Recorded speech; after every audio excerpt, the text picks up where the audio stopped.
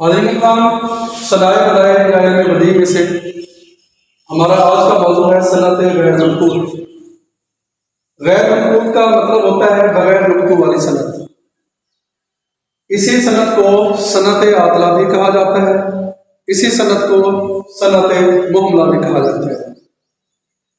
اب ہماری تحریر دو قسم کی ہوتی ہے، یا وہ نظم کی صورت میں ہوتی ہے تحریر منظوم، یا وہ تحریر نثر کی صورت میں ہوتی ہے تحریر منثور۔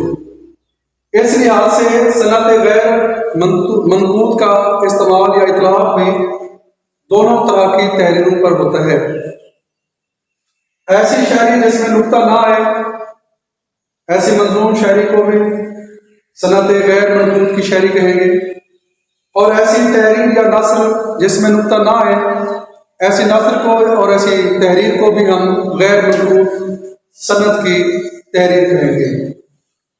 اب اگر ہم پس منظر میں دیکھیں یا اس کی روایت پہ نظر ڈالیں تو صنعت غیر منقوط کا استعمال ہمیں عربی زبان اور فارسی زبان میں بکثرت ملتا ہے، یہاں تک کہ حضرت علی رضی اللہ تعالی عنہ کے دو خطبے غیر منقوط ہیں۔ دیوان بے نکات جامی جو مولانا عبد الرحمن جامی نے تحریر کیا تھا، وہ بھی ہماری تاریخ کی کتابوں میں اور کتب کے سرمایہ میں موجود ہے۔ سیرت نبی صلی اللہ علیہ وآلہ وسلم پر ایک ضخیم اور عظیم الشان کتاب مولانا ولی راضی نے لکھی تھی، ناصر کے اندر ہادی عالم۔ یہ پوری کی پوری کتاب ایسی ہے جس کے کسی جملے میں یا کسی لفظ میں کسی قسم کا نقطہ موجود نہیں ہے۔ اسی طرح آپ بخوبی جانتے ہیں کہ زبان کی تراش خراش میں انشاءاللہ خواہشہ کا بہت بڑا کردار ہے۔ انہوں نے ایک داستان رقم کی تھی سل کے گوہر کے نام سے۔ اس پوری داستان کے اندر بھی انہوں نے بغیر نقطے والے الفاظ استعمال کیے۔ مزید برآں اسی انشاءاللہ خواہشہ نے اپنا ایک دیوان بھی ترتیب دیا تھا جس میں کوئی نقطہ نہیں تھا۔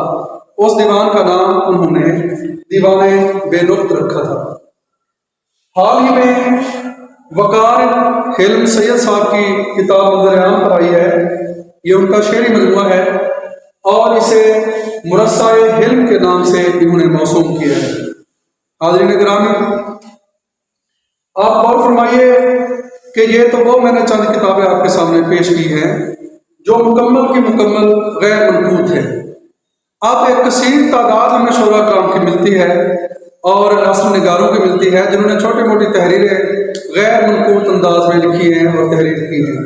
یہاں پر ہم چند اہم شعری مثالوں پر نظر دوڑائیں گے جو عموماً ہمارے مختلف امتحانات میں پوچھی جاتی ہیں۔ تو یہ غیر منقوط شاعری کی کچھ مثالیں ہیں۔ کروں ہر گھڑی ورد اسم محمد کہ ہر درد کی ہر علم کی دوا ہے۔ اس پورے شعر میں کہیں بھی ہمیں نقطہ نظر نہیں آتا۔ یہ صنعت غیر منقوط کا ایک بہترین مثالی نمونہ ہے۔ ایک درد کا لمحہ اسے سرکار عطا کر، دل سادہ و معصوم ہے محروم عمل ہے۔ اس شعر میں بھی کوئی نقطہ موجود نہیں ہے۔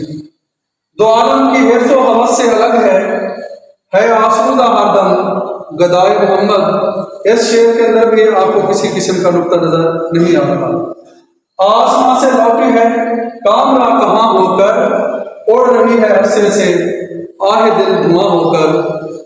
ناظرین کرام، آپ ان تمام اشعار پر نظر دوڑائیے، ان اشعار میں آپ کو کوئی نقطہ نہیں دکھائی دے گا۔